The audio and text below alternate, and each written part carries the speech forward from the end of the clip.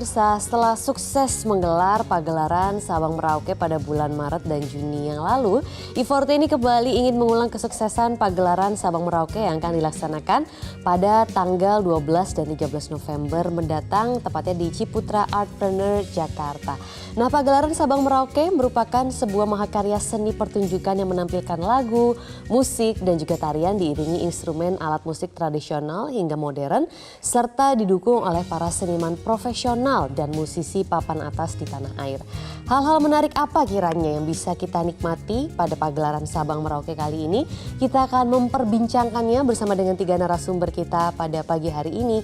Ada Sylvie Liswanda yang merupakan Wakil Presiden Direktur I40, kemudian Kika Namara, Music Director dan Lead Vokal pagelaran Sabang Merauke, dan juga ada Rusmedi Agus, Sutradara pagelaran Sabang Merauke. Selamat pagi Pak Aming, kemudian Mbak Kikan, Bang Mehmet, apa kabar? Kabar baik. Senang sekali ya kami bisa kedatangan ini para pegiat-pegiat dan pecinta seni tanah air. Tapi saya ingin tahu mengenai acara ini dulu, mungkin tepatnya ke Pak Aming kali ya. Sebenarnya acara dari Sabang Merauke ini apa sih Pak? Kemudian tujuan dibuat dari acara ini juga boleh dijelaskan, silahkan. Terima kasih sebelumnya. Jadi pagelaran Sabang Merauke ini merupakan pertunjukan karya seni yang dibuat secara kolosal dan modern, ya, yang memperlihatkan keberagaman budaya dari Sabang dan Merauke, yang terdiri dari lagu dan tarian, ya, musik-musik, yang semuanya dibuat secara modern. Iya, kalau tadi kita lihat keren sekali ya. Tapi sebenarnya apa yang membuat I40 ini tertarik begitu untuk menyelenggarakan Festival Sabang Merauke ini? Ya, jadi seperti kita ketahui ya, I40 ini kan merupakan bagian dari Protelindo Group yang bergerak di bidang telecommunication infrastructure dan internet service provider, yang mana infrastruktur kami itu tersebar dari Sabang sampai Merauke. Nah, dalam membangun dan memelihara jaringan tersebut, kita berinteraksi dan berhubungan dengan masyarakat dan budaya daerah. Oke, Gitu. jadi semakin mendekatkan itu ya, ingin mendekatkan itu ke masyarakat. Sebagai bentuk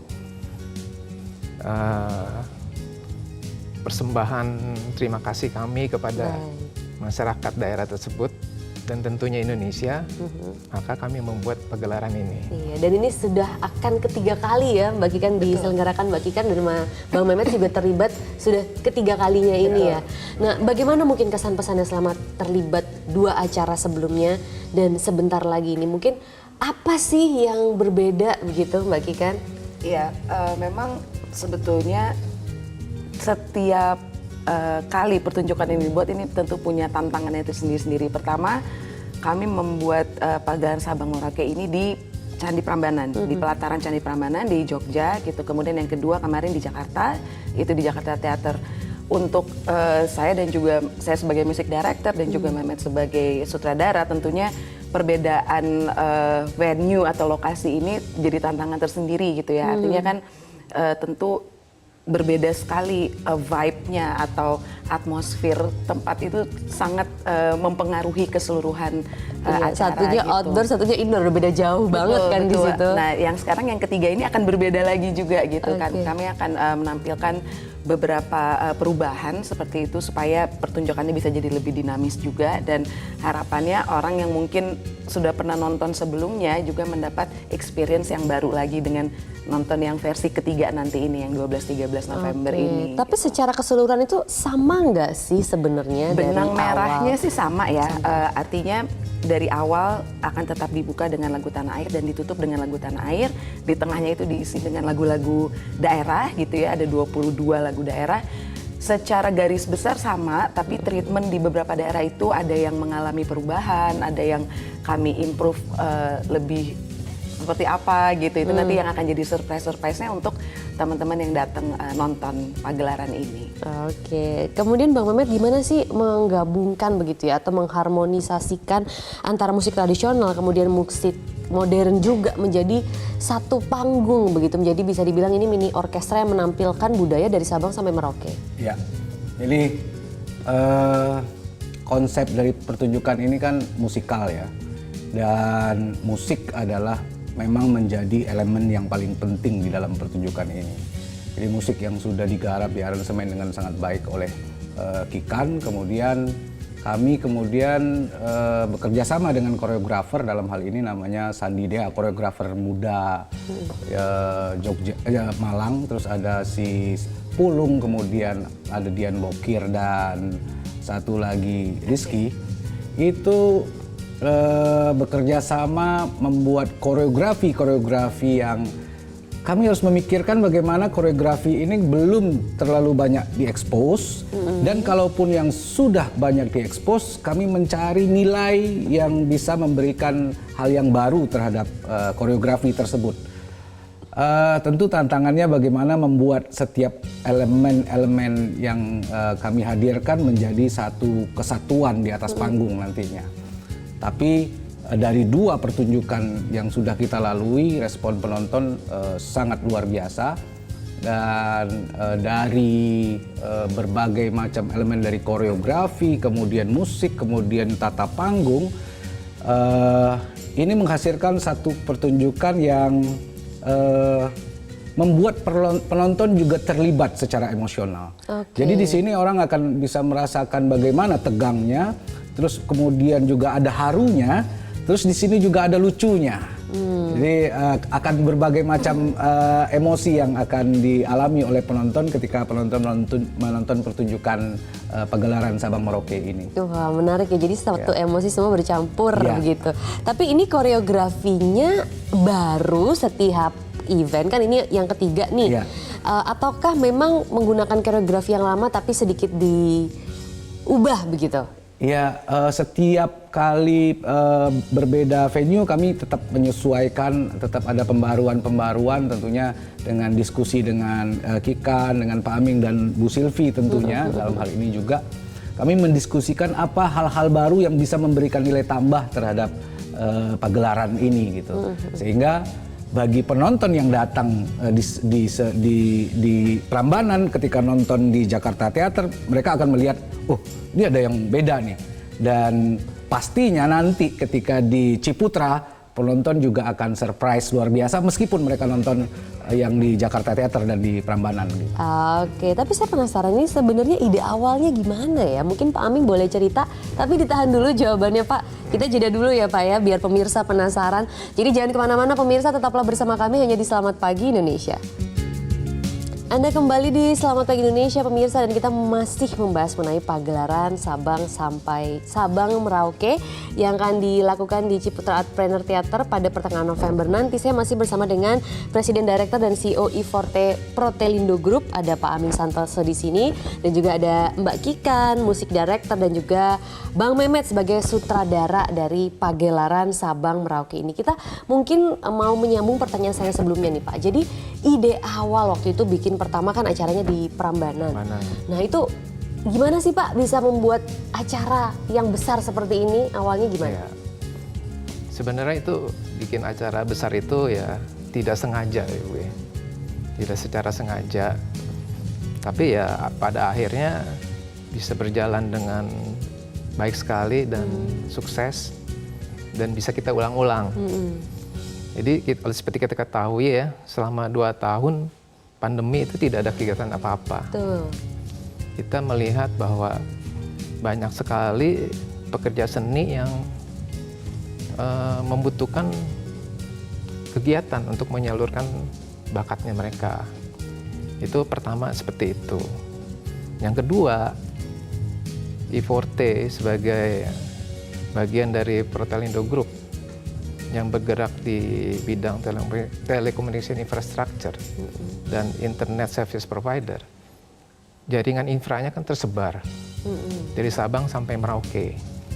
Nah, kita dalam membangun jaringan dan memelihara jaringan infra tersebut berinteraksi dengan masyarakat dan budaya daerah-daerah tersebut. Nah, sebagai bentuk persembahan terima kasih kepada masyarakat Iya. daerah-daerah dan tentunya untuk Indonesia, maka kita bikin pagelaran ini. Mendengar kebutuhan itu ya, kebutuhan haus akan konser begitu atau pagelaran seni yang memang sama 2 tahun kemarin terhambat. Setuju kali ya Mbak Kikan sama Bang Mehmet. Tapi kan kalau yang terlibat nih, kalau kita ngomongin ini ada 46 musisi tradisional dan modern, kemudian ada 144 penari dan 6 penyanyi nasional. Wah, ini bukan acara yang dibilang ini udah cukup acara yang besar gitu kan. Nah, itu bagaimana memadu-madankan mereka semua begitu ya, agar bisa membuat pagelaran yang memang bisa mempertontonkan seni budaya dari Sabang sampai Merauke. Siapa aja sih nanti Mbak yang terlibat? Iya baik, jadi seperti yang sudah Maria sebutkan tadi, memang nanti yang akan menjadi katakanlah apa ya, kalau dari sisi musik gitu ya, sebagai penyanyi itu nanti akan ada 6 orang termasuk aku gitu. Jadi selain saya Kika Namara, nanti akan ada juga Christine Tambunan, kemudian ada Alsana Baban, ada Taufan Purbo, ada Mirabeth Sonia, dan yang kali ini yang di Jakarta tanggal 12-13 November ini akan berbeda dengan versi sebelumnya karena kita ketambahan satu penyanyi baru namanya Swain Mahisa. Swain Mahisa ini seorang penyanyi muda berbakat yang juga punya concern cukup tinggi tentang pelestarian budaya asli Nusantara gitu. Itulah kenapa akhirnya Swain kami ajak untuk bergabung, harapannya bisa memberikan nuansa yang berbeda gitu di pertunjukan yang ketiga kali ini.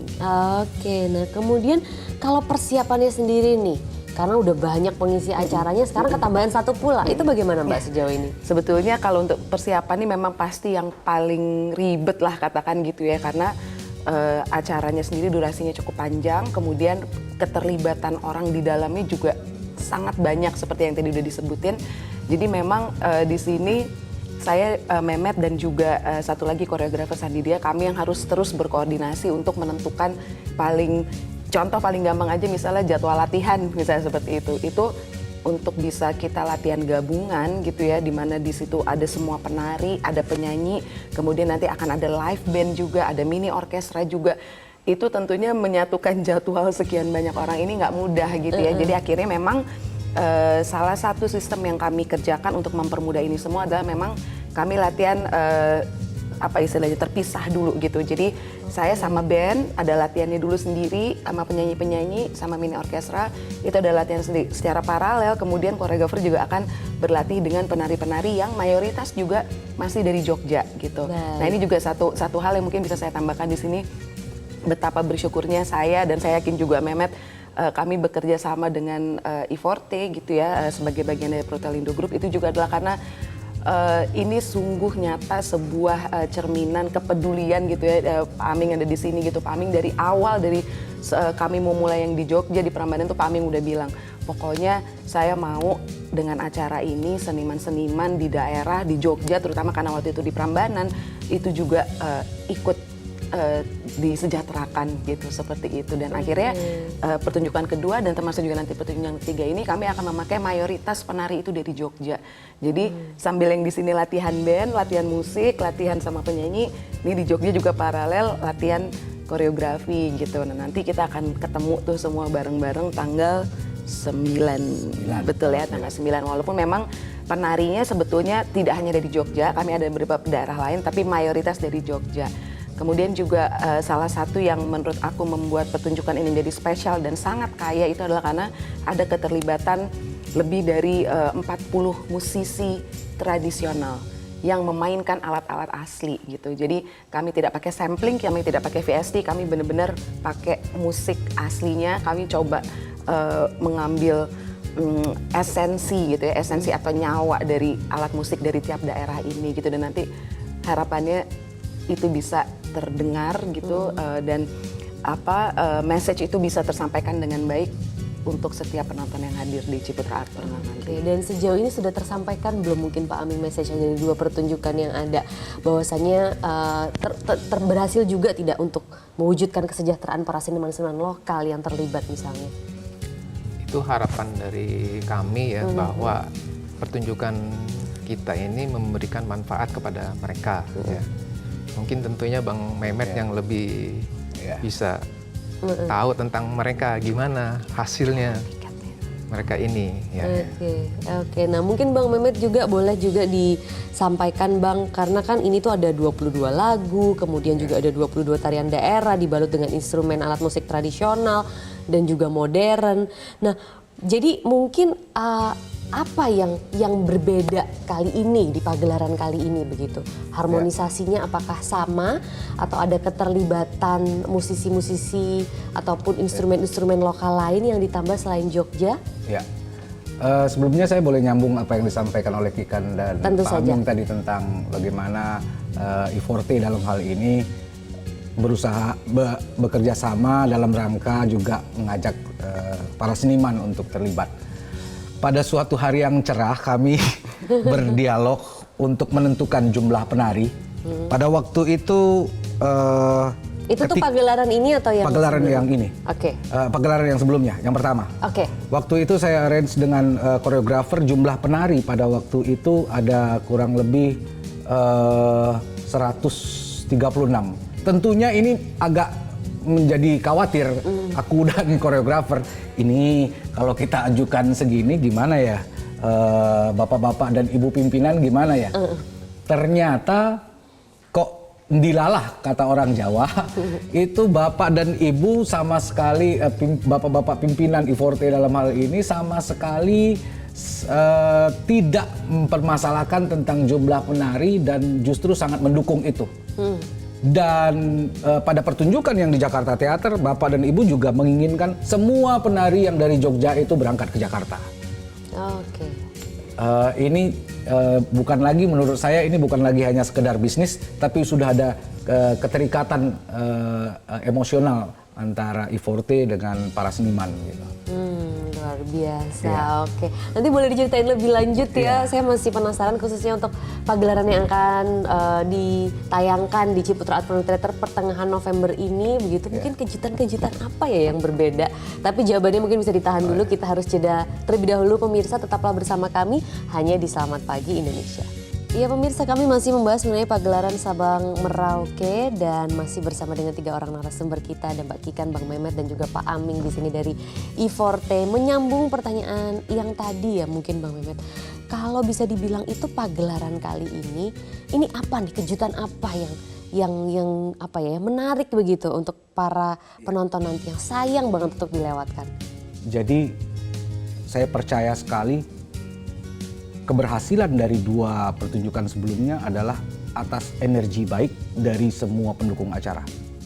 Nah, dari energi baik itu kemudian akhirnya mendatangkan orang-orang baik lagi berikutnya yang terlibat untuk membuat pertunjukan ini. Seperti misalnya ada di desain artistik kami melibatkan Mas Iskandar Ludin, salah satu desain artistik yang cukup terbaik juga di Indonesia di musikal sekarang ini.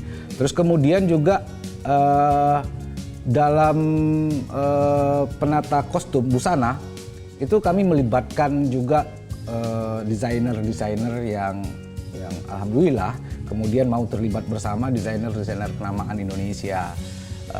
Contohnya misalnya ada Ivan Gunawan, ada Mbak Era Sukamto, terus ada Gria Iwan Ageman Tirta, juga. ada Gria Ageman juga. Selain memang ada Kancil Art juga yang ngurusi kostum dari penari.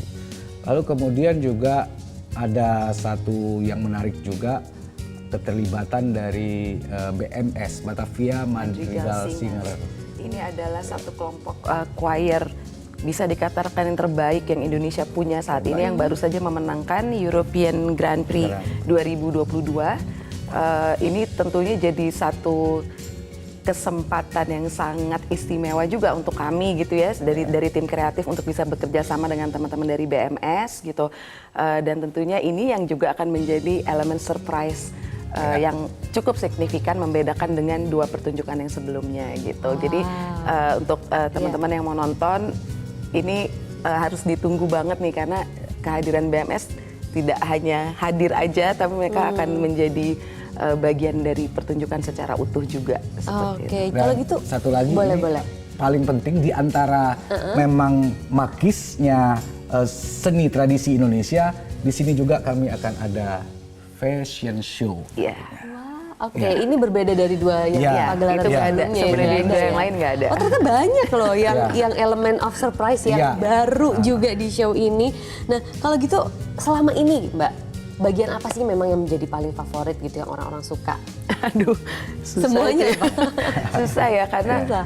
ini kan pertunjukan untuk semua umur ya. Jadi mungkin kalau untuk golongan yang umur sekian ke atas mungkin favoritnya yang Oh, mana. Ada beda-beda. banyak anak kecil juga gitu karena memang ini juga kami rasa sangat baik dan sangat bagus untuk ditonton sama generasi-generasi di bawah gitu ya.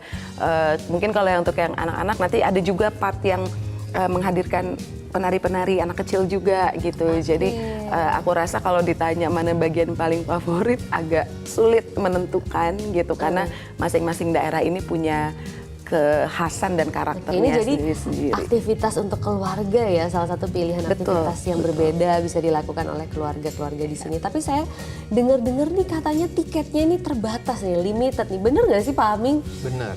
Oke. Jadi harus segera dibeli Cara belinya gimana? di bilibeli.com. Kemudian kalau sekarang masih banyak ya Pak, masih bisa kan Pak kalau pada penasaran pada pengen beli nih?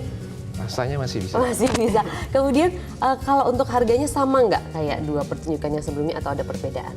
Dua pertunjukan sebelumnya itu free, Bu. Nah, I kali see. ini mereka harus membeli. Oke. Tapi ya. tiket hasil pembeliannya ini nanti dikembalikan kembali kepada para pekerja seni. Oh, jadi ini ada charity-nya juga Iya. ya untuk para pekerja seni. Ada tambahan begitu atau gimana yang berbeda untuk para pekerja seni ini? Mungkin insentif gitu kali ya bisa dibilang ya dari tiket. Gimana Mbak Kika? Ya yang jelas memang kami juga punya kepedulian khusus terhadap para penggiat seni, terutama khususnya seni tradisional yang tersebar di seluruh Indonesia gitu ya. Karena seperti yang tadi Maria udah sempat bahas juga 2 tahun pandemi ini tentunya jadi pukulan yang cukup berat untuk kita semua gitu, terutama apalagi untuk seniman musik tradisional yang biasanya mereka jadwalnya mungkin sering diundang ke luar negeri segala macam untuk pentas di sana. Begitu pandemi kan benar-benar harus stop gitu. Nah ini juga yang jadi concernnya I-Forte gitu, bahwa hasil penjualan tiket pagelaran kali ini akan disumbangkan untuk kesejahteraan mereka kurang lebih. Luar biasa loh I-Forte ini Pak. Mungkin terakhir Pak Aming boleh memberikan nanti masing-masing juga harapannya apa sih Pak untuk pagelaran yang ketiga kali ini. Nantinya siapa tahu bisa membuka next pagelaran di kota-kota lain ya kan. Silakan Pak. Ya harapan kami ya dalam periode dalam era globalisasi ya, kalau kita lihat masyarakat kita khususnya kalangan generasi muda itu lebih mudah mengadopsi budaya asing, lebih mengenal budaya asing. Nah, harapannya kami dengan ini mereka bisa lebih mengenal dan mencintai, bangga mencintai budayanya sendiri.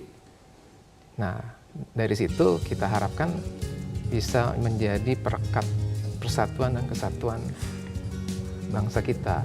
Amin, semoga saja. Dan itu sebenarnya udah terlihat juga ya Mbak Kikan di 2 pertunjukan sebelumnya ya. Betul. Kalau dari Mbak Kikan mungkin apa nih? Iya. Himbauan juga buat masyarakat, yuk nonton nih. Ya, yang pasti memang ini adalah satu pertunjukan yang sangat sayang untuk dilewatkan gitu karena dari feedback dari 2 pertunjukan sebelumnya gitu ya, semua orang yang datang nonton kemudian cerita gitu, berbagi cerita kepada kami gitu bahwa mereka merasa harusnya pertunjukan kayak gini itu harus lebih sering gitu. Ini harusnya bisa diakses sama lebih banyak lagi orang gitu ya, supaya lebih banyak orang yang bisa nonton juga gitu. Jadi kalau dari aku pribadi mungkin harapannya adalah ke depannya ini bisa benar-benar menjadi satu pertunjukan reguler gitu. Kita misalnya bilang gitu ya? bilang misalnya sebulan sekali deh misalnya seperti itu, dan pengennya orang benar-benar menunggu-nunggu gitu kapan ya pagelaran Sabang Merauke ada lagi, kurang lebih kayak gitu. Bang Mehmet mungkin singkat aja Bang. Ya, buatku ini adalah tentang kita, ini adalah tentang rumah kita, maka pulanglah ke rumah kita agar kita bisa menemukan jati diri kita yang sesungguhnya. Oke, dengan menonton ini. Dengan menonton pertunjukan. Tanggal berapa tadi? 12 dan 13 November. Di Ciputa Art Planning Theater, tiket masih bisa dibeli kembali limited nih ya. Iya. Masih ada sekarang di blibli.com, silahkan. Dan terima kasih untuk kehadirannya dan juga berbagi informasi mengenai pagelaran Sabang Merauke ini. Ada Pak Aming Santoso, CEO, Presiden Iforte dan juga Protelindo Group. Kemudian Mbak Kika Namara nanti yang akan menjadi music director dan lead vokal di sini. Kemudian Mas Rusmedi Agus, Bang Mehmet, sutradara dan juga nanti pengarah gaya di pagelaran Sabang Merauke. Terima kasih, semoga acaranya sukses dan sehat selalu untuk semuanya.